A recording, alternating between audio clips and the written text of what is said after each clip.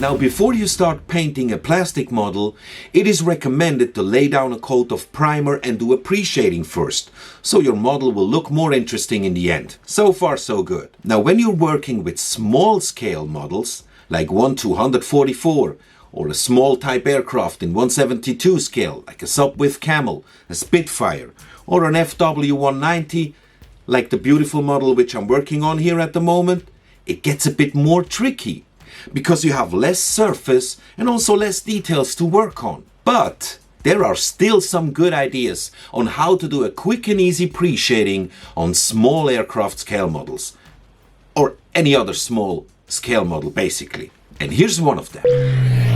Now, I did use black primer on this model. That's always the great question in the beginning. Do you use black or gray primer? Because on black primer all the color tones will appear a bit more dark when you spray them over it. Now, for the first step of the pre-shading, I used a flexible airbrush stencil and as paint, light gull gray. You have to make sure that the paint is not too liquid. Now, don't thin it down too much. Like 50-50 is the maximum. You shouldn't do more. You can also do this by hand, of course. You don't have to use a stencil. These stencils are not expensive and very quick in use, but you can do it by hand, of course, and do the same marbling effect. Basically, it's just the first layer of the pre-shading.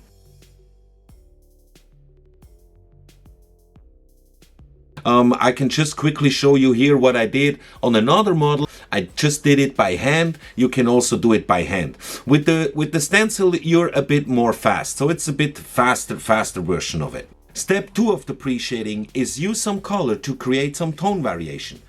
I did use RLM 81 brown violet for this job, and I just sprayed the flaps, the navigation flaps, and the areas where I expect to have some exhaust stains. You can use other colors, you can use other parts or spray other parts. This is just to have some tone variation. I also used it on the elevator. Step 3 is using some metal paints to paint all the lids and details. So I used Vallejo Model Air Metallic and hand brushed all the lids and some of the details. Now it was time for a paint job, of course. With my Harder & Steenbeck Infinity airbrush, I laid down a medium coat of the RLM 76 Lichtblau. It's the light blue, and when I spray it on, I always stay within the panels. So I spray panel for panel. Not just go over the entire body of the model, just stay within the panels and don't cross the panel lines. You will mess up a lot of the pre-shading. Here I'm doing a Hineri Komi.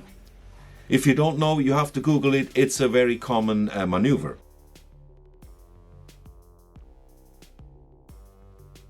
This is the finished result just after spraying the first paint, and now it's time for the second color. This is the RLM 75 Grau Violet, Gray Violet, and this is basically for the upper side.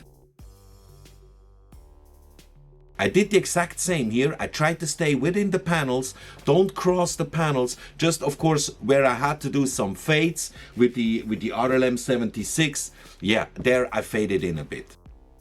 And now the third and last color of that three-tone camo is the RLM 74 Dunkelgrau, and for the masking, to mask the camo, I used some white tack, and I didn't have that tone color as Vallejo, so I used the AK one. I thinned it down with retarder and the AK thinner, of course, the 3rd gen acrylic thinner.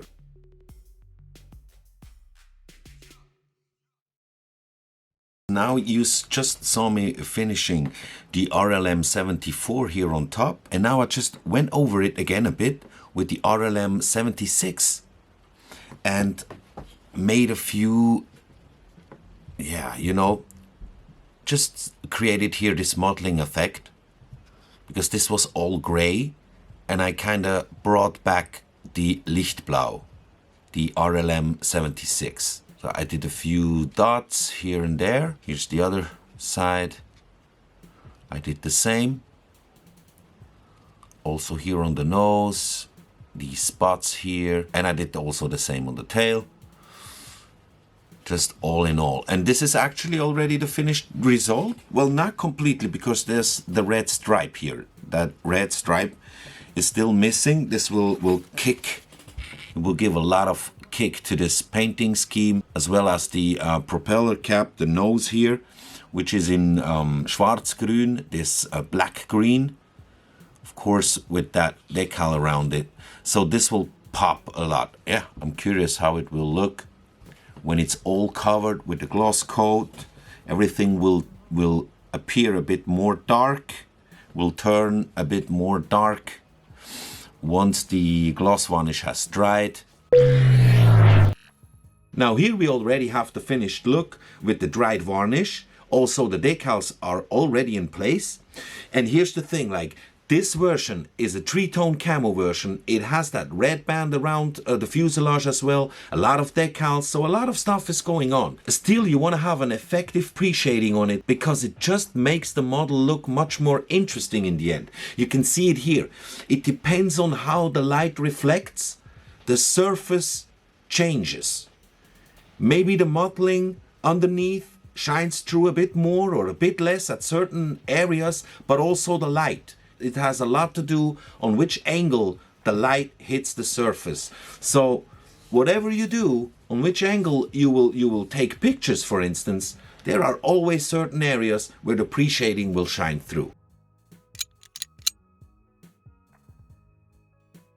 I hope you enjoyed the video. I hope it was inspirational for you, so you can get an inspiration for your next paint job. And never ever think like your model is too small for a pre-shading. Oh, that's a little collateral damage.